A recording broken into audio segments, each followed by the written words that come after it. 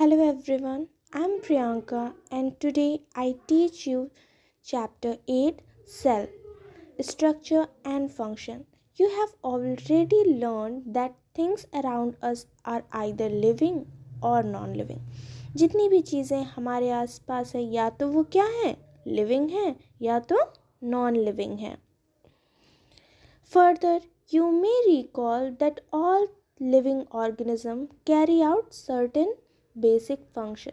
जैसा कि आप जानते हैं जितने भी लिविंग ऑर्गेनिज्म हैं कुछ बेसिक फंक्शंस करते हैं, जैसे मूवमेंट हो गया, फूड इनटेक हो गया, कोई ना कोई वर्क परफॉर्म करते रहते हैं.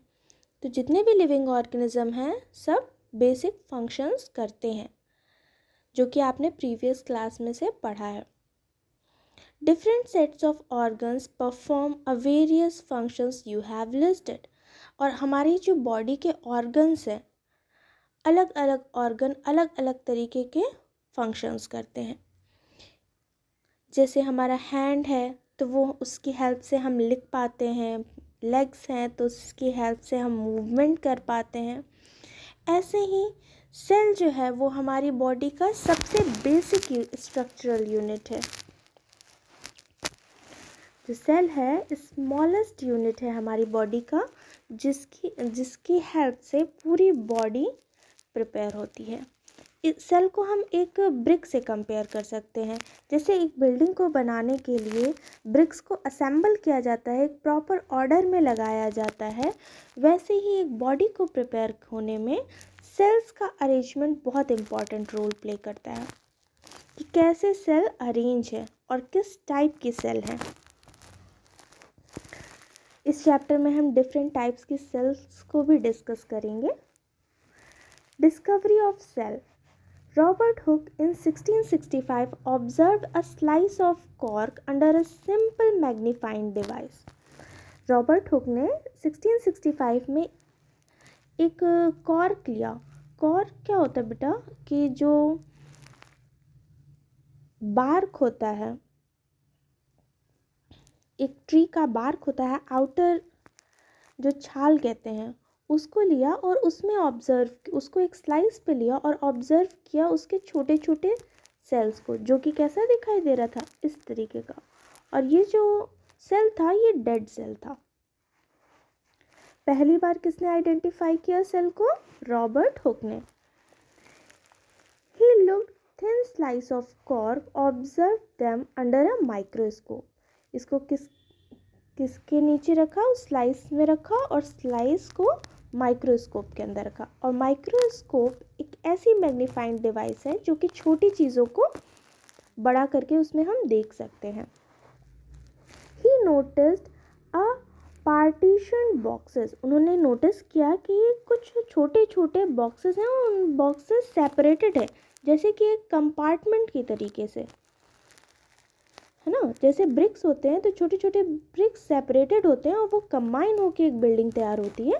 वैसे ही जो सेल है वो छोटे छोटे कंपार्टमेंट्स की तरह हैं, उसकी मदद से जो है वो पूरी की पूरी बॉडी प्रिपेयर होती है.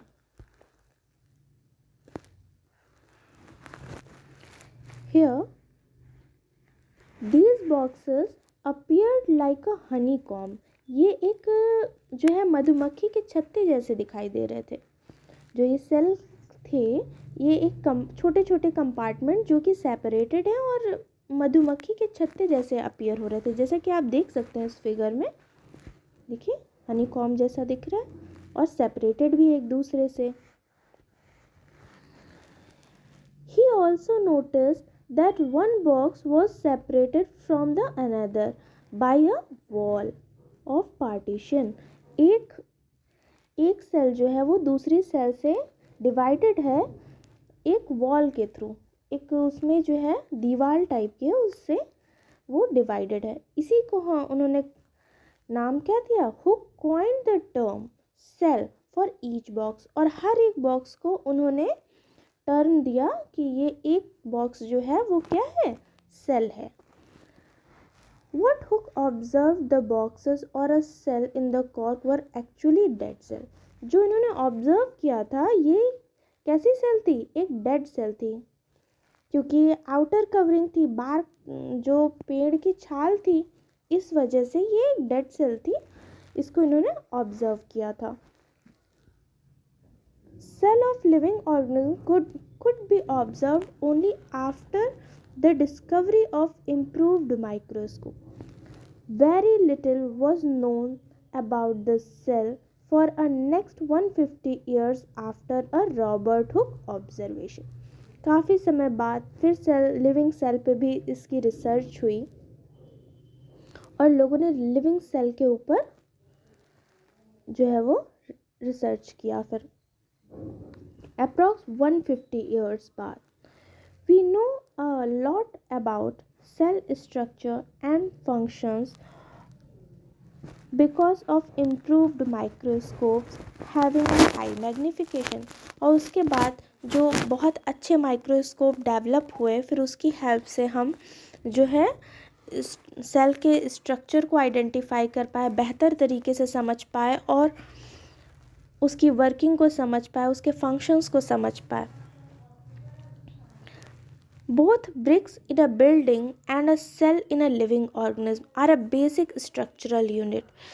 जैसे एक बिल्डिंग में ब्रिक होता है, उसका एक प्रॉपर स्ट्रक्चर होता है, प्रॉपर फंक्शन होता है, तो सबसे छोटा जो अगर एक बिल्डिंग की यूनिट कही जाए तो वो ब्रिक है, कंप्लीट यूनिट, जिसको कंबाइन करके असेंबल करके पूरी की पूरी बिल्डिंग तैयार हो जाती है।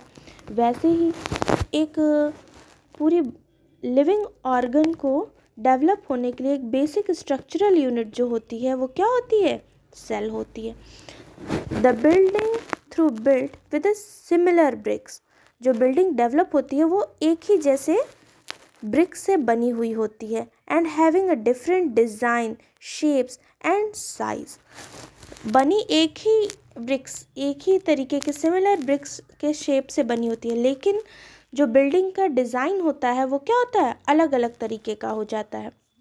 वैसे ही सेल की भी कुछ बेसिक चीज़ें हैं जो सब में कॉमन होती हैं, लेकिन जो है अरेंजमेंट उसका जो है वो डिफरेंट तरीके से होता है, तो उसकी वर्किंग, उसके फंक्शंस जो होते हैं वो डिफरेंट हो जाते हैं। Have different designs, shapes and size. Similarly, in the living world, organisms differ from one another, but all are made up of cell. एक ऑर्गेनिज्म दूसरे ऑर्गेनिज्म से अलग होता है, जैसे पैरेट है, पीकॉक है, ये सब एक दूसरे से अलग होते हैं, लेकिन सब बने किससे होते हैं? एक सिंगल यूनिट, जिसे हम क्या बोलते हैं? सेल से। सेल के कम्बिनेशन से, सेल के डिफरेंट अरेंजमेंट की वजह से इन लोगों का जो स्ट्रक्चर होता है, जो शेप साइज होता है, वो डिफरेंट तरीके का दिखाई देता है। Cell in the living organism are complex living structure unlike non living bricks. Cell का स्ट्रक्चर ब्रिक्स के स्ट्रक्चर से काफ़ी डिफरेंट होता है, काफ़ी कॉम्प्लेक्स होता है, बिकॉज क्योंकि ब्रिक्स जो होते हैं वो नॉन लिविंग कैरेक्टर है उसका, और जो सेल है वो लिविंग ऑर्गेनिज्म में पाया जाता है। A hen egg can be seen easily. It is a cell or a group of cell. अब hen egg जिसे हम देख सकते हैं आसानी से अपने नेकेड आइज के थ्रू, तो क्या वो सेल है या ग्रुप ऑफ सेल है? जो hen का एग है वो एक सेल है, सिंगल सेल है। The egg of the hen is represent a single cell big enough to see with our naked eyes, जिसे हम अपनी नेकेड आइज के थ्रू देख सकते हैं। ये एक सिंगल सेल है।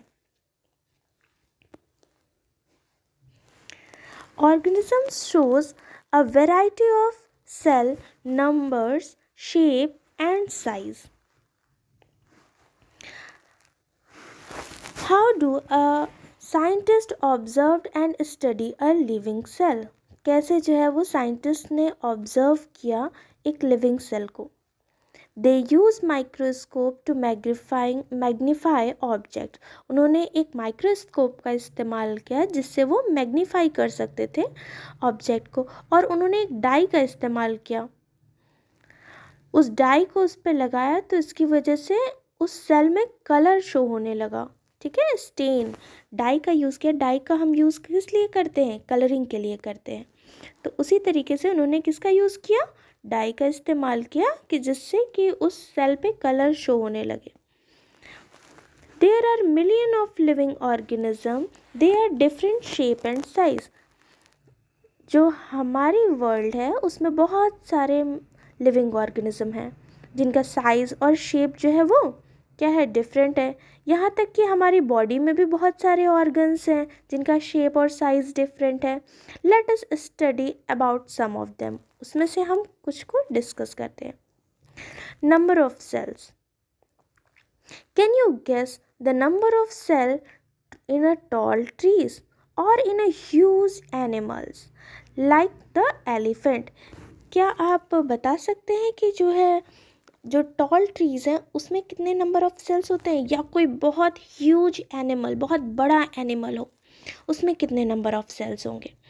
The number of runs into a billions and trillions. ये लाखों करोड़ों हो सकता है। Human body has a trillions of cell. Human body के अंदर, एक मनुष्य के अंदर करोड़ों सेल्स होते हैं। Which very in shapes and size, जो कि जिसका शेप और साइज जो हो सकता है वो डिफरेंट हो सकता है। Different group of cells perform a variety of functions. अलग अलग सेल्स के ग्रुप अलग अलग तरीके के फंक्शंस को परफॉर्म करते हैं। The billions is 1,000 million, a trillion is 1,000 billion. जो बिलियन है वो क्या है? 1,000 मिलियन है, यानी 1,000 लाख। और जो ट्रिलियन है वो कितना है? 1,000 crore. Organism are made of more than one cell. Organism जो कि एक सेल से ज़्यादा जो है वो सेल से मिल के बने हुए हों, उन्हें हम क्या बोलेंगे? मल्टी सेलुलर ऑर्गेनिज्म बोलेंगे। ओके, जो एक सेल से ज़्यादा सेल से मिल के बने हों उन्हें हम बोलेंगे मल्टी सेलुलर ऑर्गेनिज्म। जो सिंगल सेल से मिल के बने हों उन्हें हम क्या बोलेंगे? Unicellular organism. Why we call unicellular? Because uni means one and cellular means your cell. Unicellular organism कौन कौन से हैं? Amoeba and paramecium. यहाँ पे कौन है यूनिसेलुलर ऑर्गेनिज्म? अमीबा और पैरामीशियम है। और मल्टी सेलुलर ऑर्गेनिज्म का एग्जाम्पल क्या है? मल्टी सेलुलर ऑर्गेनिज्म का एग्जाम्पल ह्यूमन बीइंग है, टॉल ट्रीज हैं, जितने भी पेड़ पौधे हैं सब किसके एग्जाम्पल हैं? मल्टी सेलुलर ऑर्गेनिज्म के। A single-celled organism perform all the necessary functions that multicellular organism perform. जैसे कि एक अमीबा है, एक सिंगल सेल ऑर्गेनिज्म है, एक यूनिसेलुलर ऑर्गेनिज्म है, लेकिन सारे फंक्शंस परफॉर्म करता है जो कि एक मल्टी सेलुलर ऑर्गेनिज्म परफॉर्म करता है। A single-celled organism like amoeba capture and digest food, respire, secretes, grow and reproduce. अब ये जो अमीबा है जो कि यूनिसेलुलर ऑर्गेनिज्म है जिसमें सिर्फ एक सेल होती है, वो खुद से फूड इनटेक करता है, फूड को डाइजेस्ट भी कर लेता है, एक्सक्रीट भी करता है और बढ़ता भी है, अपना साइज भी ग्रो करता है और खुद ही रिप्रोड्यूस भी करता है अनदर अमीबा को। एक सिंगल सेल बहुत सारी एक्टिविटी परफॉर्म कर लेता है। That's why we call amoeba as a full fledged cell.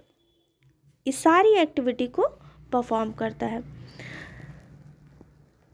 Similar functions in multicellular organism are carried out by group or specialized cell perform different tissues in turn to perform organs. क्या होता है? Multicellular organism सिर्फ एक cell के through इसमें work perform नहीं होता है, बहुत सारे cell, group of cells combine करके क्या बनाते हैं? टिश्यू बनाते हैं और यही टिश्यू कंबाइन होकर के ऑर्गन बनाते हैं और यही ऑर्गन्स सिमिलर ऑर्गन्स कंबाइन होकर के एक ऑर्गन सिस्टम बनाते हैं और वो ऑर्गन सिस्टम ह्यूमन बॉडी में वर्क परफॉर्म करता है। जैसे कि डाइजेस्टिव सिस्टम, इसमें बहुत सारे ऑर्गन्स हैं, जैसे आपका लिवर है, किडनी है, इंटेस्टाइन्स है, स्मॉल इंटेस्टाइन है, लार्ज इंटेस्टाइन है, ये सब एक साथ मिलके वर्क करती हैं, तो जो है वो खाना, फूड जो है वो डाइजेस्ट होता है। यानी मल्टी सेलुलर ऑर्गन्स में नंबर ऑफ सेल्स होते हैं जो कि एक्टिविटी परफॉर्म करते हैं। My teacher may show a permanent slide of amoeba and paramecium under the microscope. Alternatively, the teacher can collect pond water and show these organisms by preparing a slide. अब amoeba और paramecium मिलते कहाँ हैं? amoeba और paramecium पानी में मिल जाते हैं जनरली। ओके, जो पॉन्ड वाटर होता है उसमें से इसमें बताया जा रहा है इस एक्टिविटी में कि पॉन्ड वाटर लेके आया, उसमें से अमीबा और पैरामीशियम को हमने एक स्लाइड में रखा, वाटर ड्रॉपलेट्स को स्लाइड में रखा और उसके बाद फिर ऑब्जर्व किया। क्या ऑब्जर्व किया कि अमीबा और पैरामीशियम का स्ट्रक्चर की कैसा दिखाई देता है। इस तरीके का दिखाई देता है अमीबा और इस तरीके का दिखाई देता है पैरामीशियम। ये है amoeba and this one is paramecium. I hope this topic is clear to you. In next video we discuss our next topic. Thanks for watching this video.